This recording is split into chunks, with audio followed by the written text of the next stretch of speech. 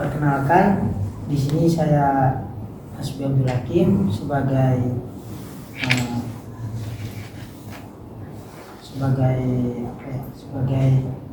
orang yang mewawancara panjenengan. Jadi asal kami dari Prodi Manajemen Pendidikan Islam, Fakultas Ilmu Tarbiyah dan Keguruan dari Universitas Islam Negeri Wali Songo Semarang. Saya Ismatul Hasana dari Prodi Manajemen Pendidikan Islam, Fakultas Tarbiyah Wali Songo Semarang. Jadi Mas siapa? Mas Hasbi. Mas Hasbi. Isma. Terus? Kenalkan, nama saya Hayati, Prodi Manajemen Pendidikan Islam dari Fakultas Ilmu Tarbiyah dan Keguruan. Oke. Hasbi, Isma, Api. Saya Pak Heri Priyono. Amin. Saat ini saya menjabat sebagai wakil kepala sekolah di SMP Islam Al-Azhar Purworejo. Baik, terima kasih untuk perkenalannya. Langsung saja di sini saya ingin memulai wawancara. Pertama yang akan diwawancara yaitu tentang mutu lulusan. Di sini saya ingin bertanya tentang aspek kedisiplinan waktu. Mungkin Bapak sendiri bisa memberikan penjelasan tentang aturan kedisiplinan waktu yang ada di sekolah ini. Ya, jadi untuk aspek kedisiplinan waktu untuk murid tentu saja murid tidak boleh terlambat berangkat sekolah. Jadi murid diminta untuk berangkat sebelum jam pukul 7. Yang pertama, jadi ketika di pagi hari anak-anak harus tertib untuk masuk sekolah. Terus yang kedua, kedisiplinan waktu terkait dengan pembelajaran di kelas. Walaupun sudah masuk jam 7, tapi ketika di kelasnya itu anak-anak masih suka main di luar, ya, kalau misalkan ibu belum datang mesti ya, main di luar, sudah itu tidak baik. Jadi memang yang kedua adalah kedisiplinan waktu ketika anak-anak berada di dalam ruang kelas. Jadi tidak diperbolehkan untuk keluar-keluar pada saat pembelajaran maupun belum ada guru yang datang. Terus kemudian kedisiplinan waktu yang berikutnya adalah ketika dalam pembelajaran anak-anak itu sekiranya dia ada keperluan kamar mandi atau keperluan dengan sesuatu, misalkan ada dipanggil guru atau yang lainnya, itu kita ada semacam pokat gitu. Pokat ya, jadi ketika dia keluar kelas itu dia harus memakai pokat. Nah di situ guru yang ketemu ketika dia membaca pokatnya itu guru tidak akan mempermasalahkan. Artinya memang anaknya sudah diizinkan oleh guru yang mengajar di kelas. Tapi kalau anak-anak itu keluar tidak ada pokat, itu berarti dia tanpa izin. Baru suruh untuk masuk kelas. Pertanyaan yang keduanya tentang kedisiplinan berpakaian. Mungkin Bapak juga bisa menjelaskan tentang kedisiplinan berpakaian yang ada di sekolah ini. Ya, untuk kedisiplinan berpakaian tentu saja sebagai sekolah yang kita menganut kurikulum nasional dan kurikulum Al-Azhar, anak-anak itu memakai seragam yang sudah ditentukan. Ya. Jadi memakai seragam yang sudah ditentukan dan aturannya juga sudah ada. Untuk anak laki-laki menggunakan seragam lengan panjang mulai dari hari Senin sampai hari Jumat, terus celana panjang, memakai celana panjang, terus kemudian berpeci, dan kalau hari Senin dan Selasa itu berdasi. Terus adapun untuk anak perempuan seragamnya itu menggunakan tunik dari Senin sampai Jumat itu tunik semua, dan tunik kita adalah pakaian muslim ya, modelnya model muslim, dan untuk ukuran ukuran baju itu di sekitar mungkin 10 cm di atas lutut ya, 10 cm atau 5 cm. Artinya memang kita menanamkan bahwa untuk seragamnya seragam yang Islam muslim. Baik, terima kasih Pak. Ini pertanyaan yang selanjutnya yaitu tentang kepatuhan terhadap tata tertib sekolah atau madrasah. Di sini ada pembagian poin-poinnya. Yang pertama yaitu kepatuhan terhadap tata tertib di dalam ruangan. Mungkin ruangannya itu seperti di kelas, laboratorium, bengkel, workshop, perpustakaan, terapi, UKS, BK, tempat ibadah, jaban, dan kantin. Ya, untuk tata tertib di ruang, semua ruang itu baik di kelas, di lab atau di perpustakaan itu memiliki aturan tersendiri. Sehingga jadi anak-anak diminta untuk mematuhi peraturan. Jadi salah satu contoh ketika di kelas tadi, ketika anak-anak itu keluar itu tadi dia harus pakai kokar, itu salah satu aturan tata tertib di kelas. Adapun untuk di lab maupun di perpustakaan itu contohnya adalah misalkan ketika mereka datang ke sini mereka harus tanda tangan untuk daftar hadir untuk mengetahui kehadiran murid ketika berada di suatu ruangan, khususnya ruangan pembelajaran. Terus yang kedua tadi kan yang pertama di dalam ruangan nih Pak, terus yang kedua niki di luar ruangan seperti tempat olahraga, halaman taman, tempat parkir dan kerumunan. Apakah ada tata tertib tersendiri? Oh ya, ya tentu saja kalau di kami ketika khususnya untuk secara umum untuk kegiatan di luar itu yang pertama anak-anak ketika di luar itu harus memakai sepatu. Nah, ketika di luar itu memakai sepatu, terus kemudian ketika sudah mau masuk ke area kelas itu di koridor itu mereka harus melepas sepatu. Jadi sepatunya dilepas, kemudian diletakkan di aturan di luar. Kemudian kalau di lapangan ya itu harus sama juga, artinya menjaga kebersihan. Terus ketika main bola ya harus pakai sepatu.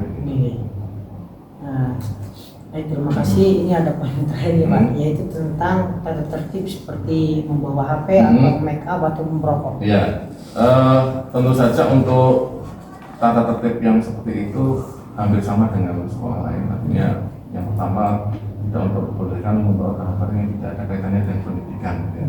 Apalagi yang barang-barang yang berbahaya. Tentu saja ada aturan seperti itu. Terus yang kedua untuk make up kita batasi hanya kalau nggak salah itu kemarin hanya lip gloss apa itu yang boleh dibawa. Jadi ketika dia bawa eyeshadow terus bawa lipstick itu tidak diperbolehkan. Tapi kalau misalnya lip gloss itu masih karena itu berkaitan dengan bibir-bibir yang pecah-pecah itu anak-anak itu kan gitu. Terus kemudian apa ya merokok. Apalagi merokok. Sampai ada kasus merokok di sini. Berarti memang peraturan atau tata tertib yang ada di sekolah ini sudah berjalan dengan baik ya Pak.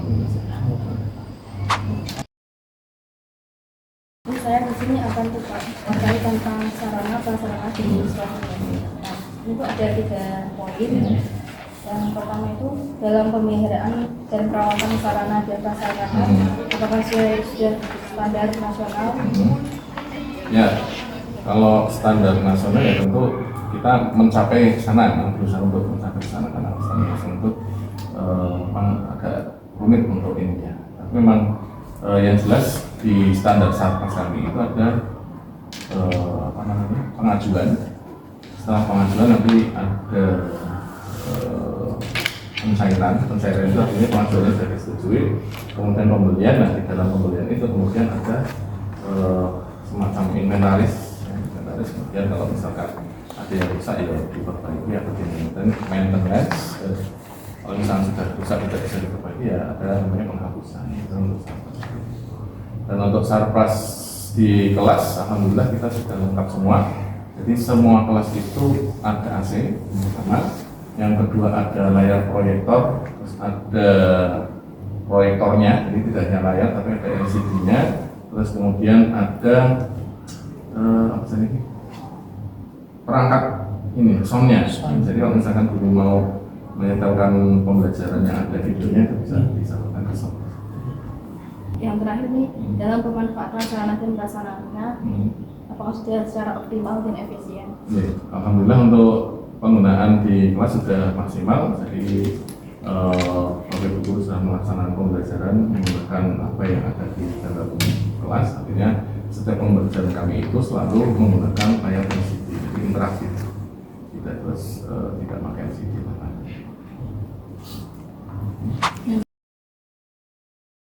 Yang selanjutnya ada proses pembelajaran ya Pak. Nah itu ada 5 poin. Yang pertama pelibatan siswa secara aktif saat pembelajaran. Salah satunya untuk memberi kesempatan kepada siswa untuk bertanya dalam kelas berguna. Ya, tentu saja di dalam kelas kita kan, sekarang itu namanya modul ajar nih.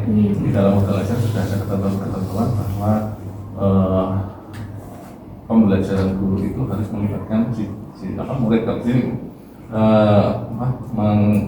mengganti siswa itu murid. Jadi pembelajaran di sini itu murid memang harus secara aktif. Jadi guru itu harus membuat semacam skema pembelajaran supaya murid itu bisa mengikuti pelajaran dengan aktif. Dengan beberapa metode, terus kemudian juga di sini kita kan ada program jadi kita itu karena digital, itu anak-anak itu ada sarana untuk kegiatan tersebut ya. Ada yang pakai Chromebook, ada yang pakai tab gitu. Jadi sehingga ketika pembelajaran itu juga mereka menggunakan semacam foto PKB dan lain-lain itu, sehingga mereka lebih interaktif dengan gurunya. Yang selanjutnya ada pengembangan keterampilan berpikir. Apakah di kelas itu kayak dia sendiri membuat karya atau proyek? Ya, jelas anak-anak tingkat SMP itu kita membuat beberapa tugas-tugas yang yaitu project gitu ya. Jadi memang di kurikulum project itu memang fokusnya ke project juga. Jadi anak-anak diberikan tugas membuat apa, terus kemudian menjadikan laporan. Selanjutnya ada pembelajaran melalui pengalaman konkret. Contohnya pemberian kesempatan kepada untuk menggunakan media pembelajaran. Saat media pembelajaran itu menggunakan media. Ya, jadi untuk media pembelajaran kalau yang dimaksud konkret itu ya contohnya seperti yang dilaksanakan anak saat ini kan, mereka sedang melakukan pembelajaran secara nyata, gitu. Artinya mereka belajar memasak secara mandiri. Jadi tidak terus anak-anak cuma melihat video memasak itu enggak.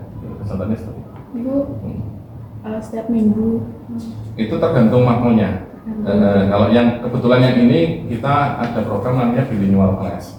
Jadi di tempat kami kan ada 3 program. Yang pertama adalah tahfidz, kelas tahfidz, terus kemudian ada kelas bilingual, yang ketiga adalah kelas reguler.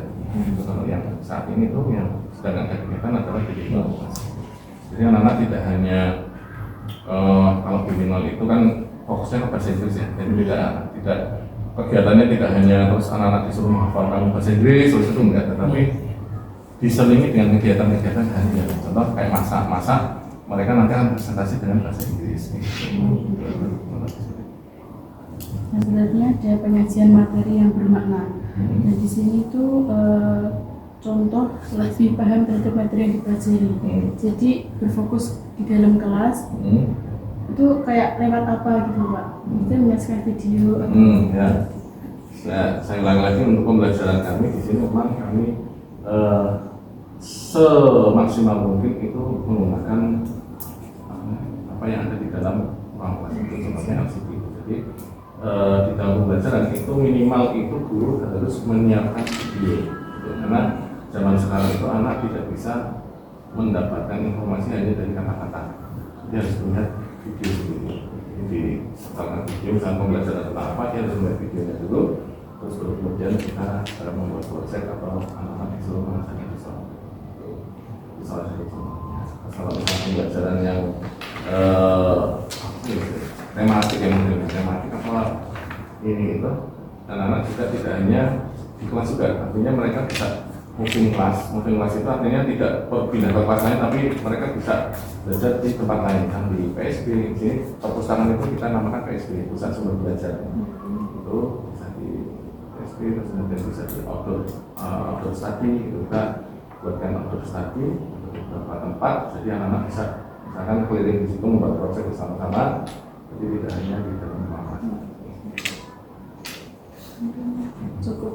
Jadi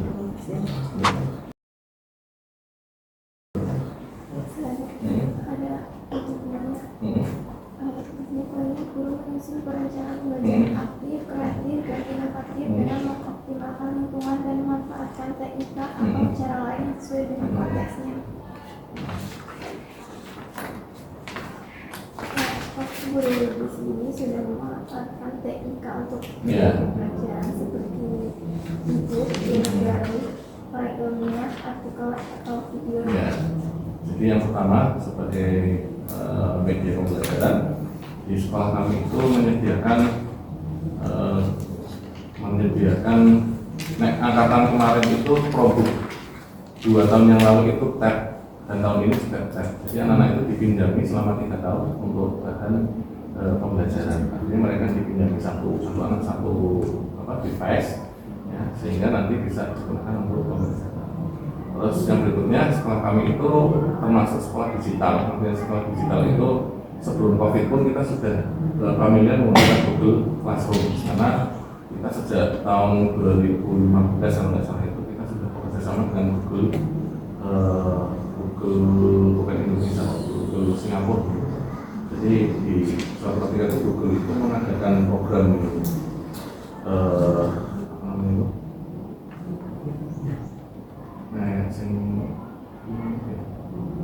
artinya percontohan sekolah yang menggunakan sistem Google itu.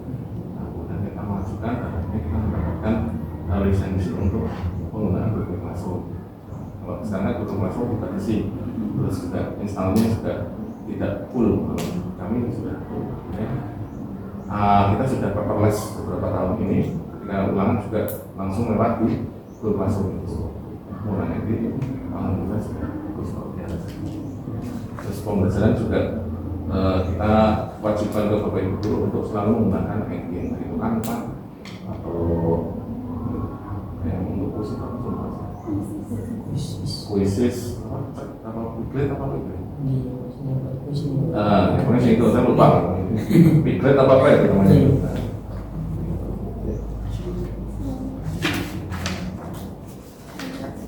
Guru melakukan pengembangan profesi berkualitas untuk meningkatkan pengetahuan, keterampilan dan wawasan.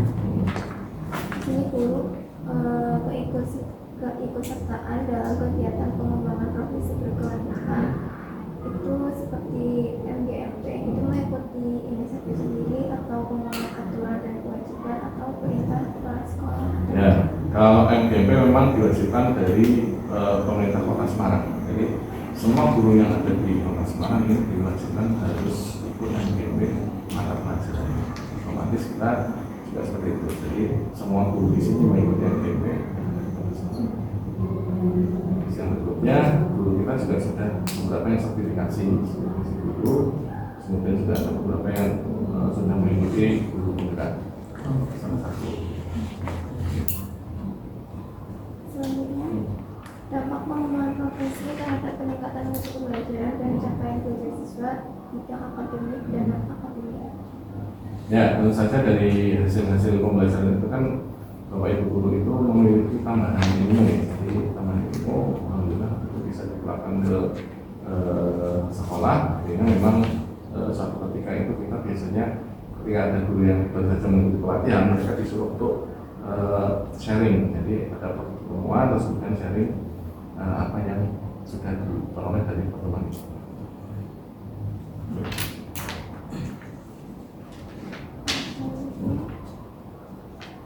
Diseminasi atau penyebarluasan ide hasil pengembangan profesi guru kepada orang lain dalam dan di luar sekolah. Nah itu tadi yang saya katakan bahwa ketika ada guru yang dia baru pelatihan apa, kemudian nanti harus menyebarkan ke teman-teman. Ada waktu khusus misalkan pas hari Sabtu ada kegiatan kita kumpul bersama, terus kemudian yang baru pelatihan disuruh untuk menyampaikan. Udah? Baik Pak, terima kasih. Mungkin wawancara yang sudah tadi disampaikan, kami sebagai mahasiswa menyampaikan terima kasih banyak-banyaknya sudah bisa memberikan informasi lah terkait sistem akreditasi. Mungkin ini hanya sebatas mini riset dari kami itu. Dan mohon maaf apabila ada kurang dalam tutur kata ataupun tingkah laku. Oke, bismillah. Ya, langsung saja nih Bu. Di sini yang saya ingin tanyakan adalah kedisiplinan waktu. Itu dapat dilihat mungkin dari pelajaran siswa di sekolah atau madrasah, siswa di kelas dan juga dalam ekstrakurikuler. Iya. Itu menurut Ibu itu juga Kedisiplinan murid ya berarti ya. Kedisiplinan murid itu ya sebenarnya kita harus konsisten untuk selalu mengingatkan ya. Kadang anak-anak bisa tepat waktu, kadang juga tidak. Ya kalau dinilai ya setidaknya 70%, 80% lah maksudnya untuk kedisiplinan murid-murid kita, karena sejatinya itu 80% itu yang sudah sadar akan kedisiplinan waktu, tapi yang 20%-nya bukannya tidak sadar, tapi biasanya mereka lebih banyak terpengaruh pada hal-hal lain sih, maksudnya pengen main dulu, pengen makan dulu, pengen jajan dulu, seperti itu. Nah, baik, langsung satu Ibu. Yang kedua itu tentang kedisiplinan berpakaian. Berpakaian, ya. Itu di sekolah ini tuh seperti apa? Tentang mungkin yang pertama tentang berpakaian seragam, seragam sekolah, seragam olahraga, dan juga seragam dalam berpraktek. Ya, seragam itu kedisiplinannya 97% Mas, karena wajib. Karena kalau tidak disiplin menggunakan pakaian, mereka akan sudah kena, ketika masuk pagi hari mereka akan sudah kena ya, terdetek peraturannya begitu. Terus yang ketiga ini tentang tata tertib kepala sekolah. Ya. Ini mungkin menurut Ibu tuh sudah seberapa patuh kah siswa itu dalam menaati peraturan tersebut? Oh iya, sudah, kalau menurut saya sudah 98%. Murid-murid kita tuh alhamdulillah Al-Azhar itu sudah tertib terhadap aturan. Yang 2%-nya lagi ya kadang itu masih ada yang pengen coba-coba hal yang baru gitu. Jadi mungkin 98%. Selanjutnya yaitu tentang perilaku religius siswa. Itu pembiasaan religius siswa yang ada di sekolah itu seperti apa ya? Religiusnya karena kita sekolah Islam ya Mas ya, jadi religiusnya ya sangat tinggi, dimana mereka dituntut untuk sholat sunnah, sholat wajib juga, terus puasa juga menjadi suatu kesunahan, membaca Al-Quran seperti itu. Terus yang kedua itu tentang partisipasi siswa dalam kegiatan ibadah. Kemudian kan tadi sudah dijelaskan Ibu tentang di sini mungkin ada sholat duha. Iya betul, sholat duha. Itu seperti apa? Sholat duha jam 9.30 ketika bel berbunyi sudah harus wudhu dan sudah menuju ke musola untuk melaksanakan sholat duha. Begitu. Selanjutnya yaitu tentang toleran dan kerukunan hidup. Mungkin kan kalau di sini kan sekolah Islam gitu. Mungkin sikap toleran teman terhadap teman itu seperti apa? Toleransinya sebenarnya mereka sangat perhatian ya. Toleransinya sangat perhatian. Jadi saking perhatiannya dengan temannya itu kadang sampai guyonannya itu sampai melampaui batas gitu. Itu salah satu bukti bahwa toleransinya mereka terhadap teman gitu. Baik, mungkin itu saja yang bisa saya katakan. Terima kasih Ibu, mohon maaf atas meminta waktu Ibu. Tidak apa-apa, alhamdulillah. Sukses ya. Lancar semuanya, ya sama-sama.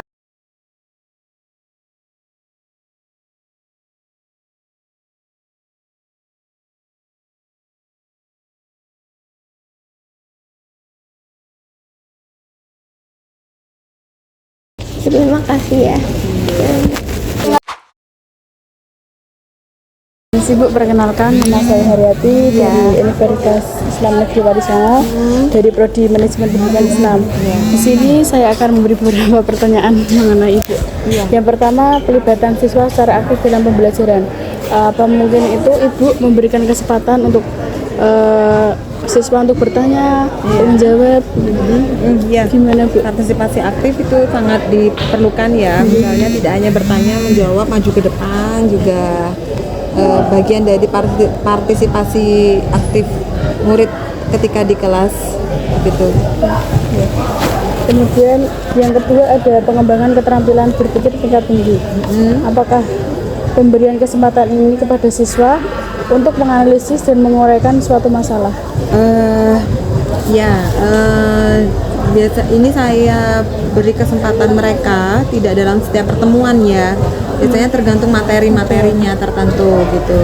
Karena tidak semua materi itu membutuhkan keterampilan untuk berpikir kritis ya. Terus yang selanjutnya ada pelaksanaan pembelajaran melalui pengalaman konkret. Nah di sini tuh dicontohkan kayak siswa untuk melakukan praktik dalam setiap mata pembelajaran. Oh iya betul, iya ada juga, tapi ya tadi saya sampaikan mungkin kalau di pelajaran saya tidak setiap materi ya. Nah, kayak contohnya materi tadi itu saya tidak memberikan kontekstualnya karena untuk di segitiga kan sulit ya, gitu. Apalagi ada garis tingginya seperti itu. Jadi saya memberikan contoh dalam bentuk gambar saja. Gitu.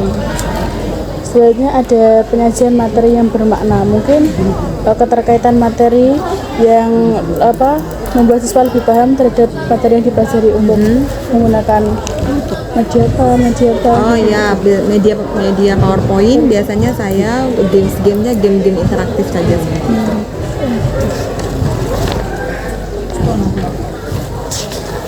Yang terakhir ada itu Bu, dampak strategi pembelajaran terhadap pemecahan masalah. Salah satunya kemajuan kognitif siswa, sikap siswa, itu gimana gitu? Strategi pembelajaran itu memang diperlukan untuk bisa menunjukkan bahwa anak-anak ini bisa menyelesaikan masalah. Jadi memang sangat penting sih strategi pembelajaran guru itu dalam merancang pembelajaran untuk pemecahan masalah murid gitu. Jadi cukup dari saya gitu. Terima kasih atas informasinya gitu. Sebelumnya perkenalkan, nama saya Rizky Syifa dari Prodi MPI Wali Songo. Di sini saya akan mewawancarai poin tentang mutu guru. Mutu guru, ya. Ini tahapan dan prosedur penyusunan RPP. Tahapannya Bapak Ibu guru disosialisasikan dulu bagaimana cara membuat RPP-nya yang bagus begitu. Nanti terus baru dikasih deadline untuk menyusunnya. Kemudian dari deadline itu nanti dinilai, disahkan. Terus yang selanjutnya, pemanfaatan lingkungan sekitar sebagai sumber belajar, baik di dalam atau di luar sekolah. Karena lingkungan kita sangat sejuk ya, dan hasil pemanfaatannya itu sangat diperlukan. Jadi Bapak Ibu guru memang banyak memanfaatkan sarana lingkungan yang ada di sekolahan. Selanjutnya, pemanfaatan TIK untuk mendukung pelajaran dari sumber belajar dan media belajar. Iya, TIK wajib menggunakan TIK semuanya. Itu seperti e-book sama e-learning. Iya, e-learningnya, iya betul. Iya, sama-sama. Kan saya Ismail Wasana dari Prodi MPI semester 3 Wali Songo Semarang. Iya. Sini saya bertanya tentang pemeliharaan dan perawatan sarana dan prasarana, apakah sudah sesuai standar dalam pembelajaran? Oh ya, pemeliharaannya itu kalau di kelas itu ditanggungjawabkan kepada wali kelas masing-masing. Kalau alat peraga ya ditanggung jawabnya kepada guru mata pelajaran masing-masing. Apabila ada sarana yang prasarana rusak, apakah dalam perbaikannya sudah secara berkala setiap tahunnya? Iya, sudah berkala setiap tahunnya, 3 bulan sekali, ada yang 1 bulan sekali, 3 bulan sekali, 6 bulan sampai setahun sekali. Ini yang terakhir ya Bu, dalam pemanfaatan sarana dan prasarana dalam pembelajaran, apakah sudah secara optimal dan efisien? Iya, pemanfaatannya sudah secara optimal dan sangat efisien. Terima kasih. Iya, sama-sama.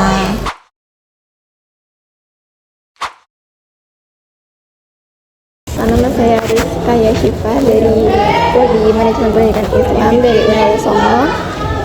Di sini saya akan bertanya kepada perwakilan siswa dari SMP Al-Azhar. Kedisiplinan waktu itu bisa diceritakan ke peraturan kedisiplinan di sekolah, kayak ada hukumannya atau gimana kalau telat? Ada biasa disuruh baca Ar-Rahman. Iya.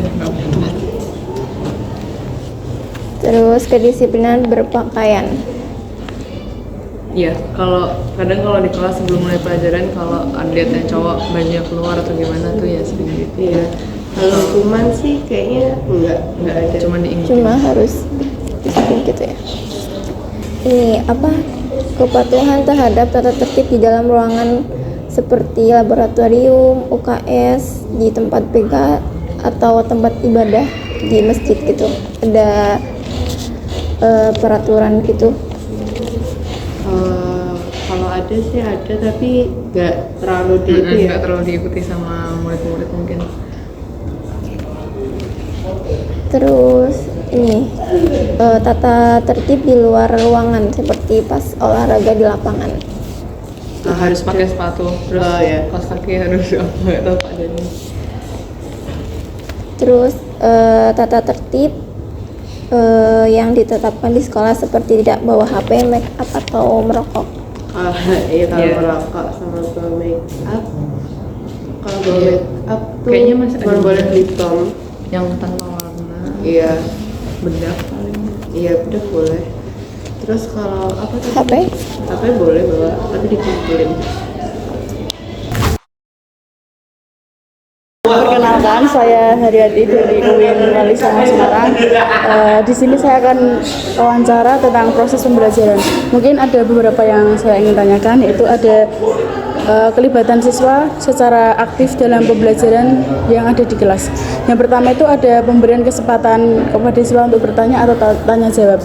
Mungkin dari perwakilan kelas ini, gimana tanggapan untuk pemberian guru tanya jawab? Ya sering sih. Hampir setiap pelajaran. Terus dibagi kesempatan buat semua murid gitu, jadi nggak muridnya terus. Biar saling dapat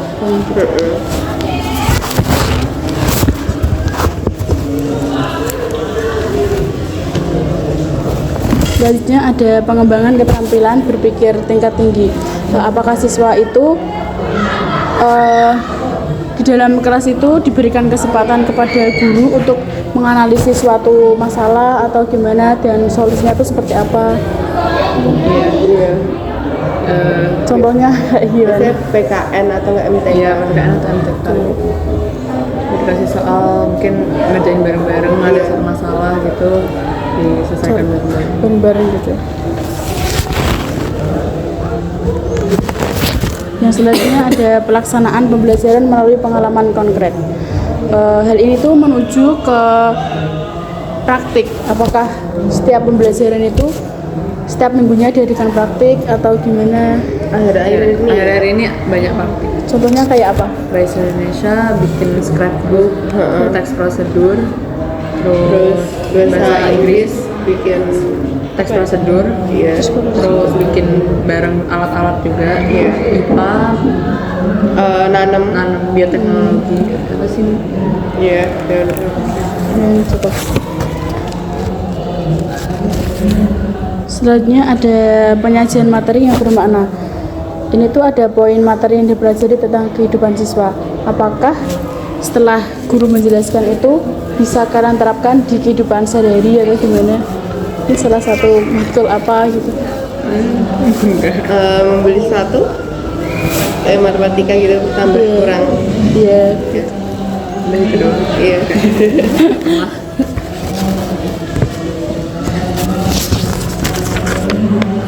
Mungkin udah cukup dari saya. Terima kasih atas waktunya.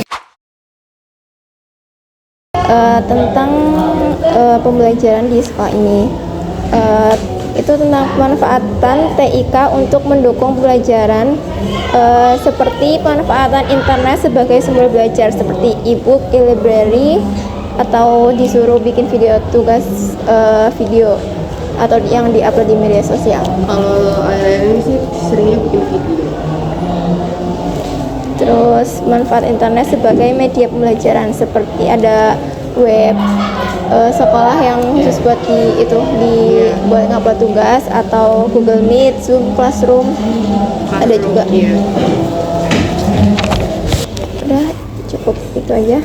Terima kasih ya.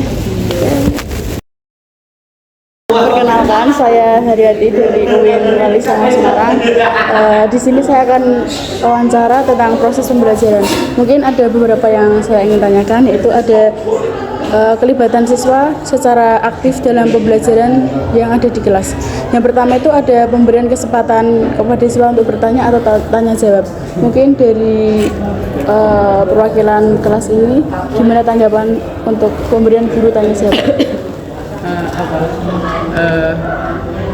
Ya sering hampir setiap pelajaran, terus dibagi kesempatan buat semua murid gitu, jadi nggak muridnya terus. Biar saling dapat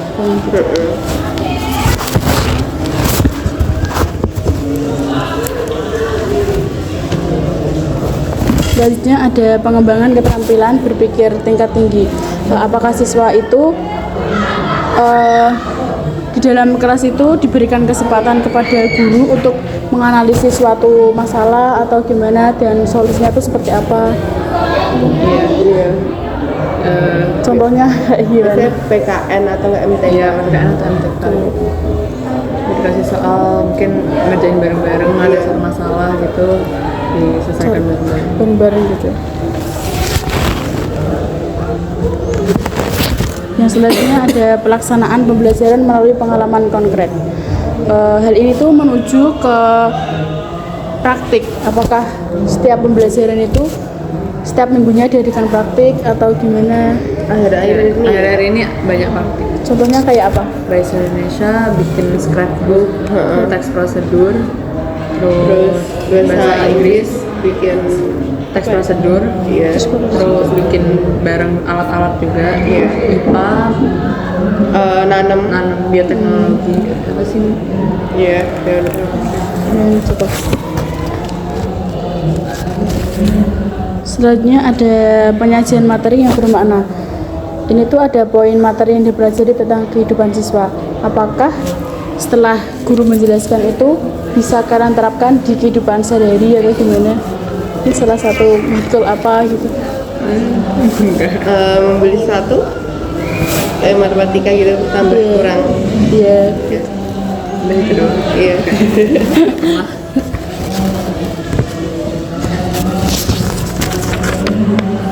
Mungkin udah cukup dari saya. Terima kasih atas waktunya. Di sini saya akan bertanya kepada perwakilan siswa dari SMP Al-Azhar tentang pembelajaran di sekolah ini. Itu tentang pemanfaatan TIK untuk mendukung pembelajaran, seperti pemanfaatan internet sebagai sumber belajar seperti e-book, e-library, atau disuruh bikin video tugas video atau yang diupload di media sosial. Kalau akhir-akhir ini sih seringnya bikin video. Terus manfaat internet sebagai media pembelajaran seperti ada web sekolah yang khusus buat buat ngupload tugas atau Google Meet, Zoom, Classroom ada juga. Selanjutnya kedisiplinan waktu itu bisa diceritakan ke peraturan kedisiplinan di sekolah, kayak ada hukumannya atau gimana kalau telat? Ada biasa disuruh baca Ar-Rahman. Iya, Terus kedisiplinan berpakaian. Iya, kadang kalau di kelas sebelum mulai pelajaran, kalau lihat yang cowok bajunya keluar atau gimana tuh ya sering gitu. Iya. Kalau hukuman sih kayaknya enggak ada. Cuma harus disiplin gitu ya. Nama saya Rizka Yashifa dari Prodi Manajemen Pendidikan Islam dari Unhal Songo. Ini kepatuhan terhadap tata tertib di dalam ruangan seperti laboratorium, UKS, di tempat PK atau tempat ibadah di masjid gitu. Ada peraturan gitu. Kalau ada sih ada, tapi nggak terlalu nggak terlalu diikuti sama murid-murid mungkin. Terus ini tata tertib di luar ruangan seperti pas olahraga di lapangan. Harus pakai sepatu, terus kaos kaki harus nggak tahu Pak Dani. Terus tata tertib yang ditetapkan di sekolah seperti tidak bawa HP, make up atau merokok. Iya, kalau merokok sama bawa make up. Kalau bawa make up tuh kayaknya masih ada boleh lip balm yang tanpa warna. Iya, bedak paling. Iya, bedak boleh. Terus kalau apa tuh? HP? HP boleh bawa, tapi dikumpulin. Udah cukup itu aja. Terima kasih ya. Dan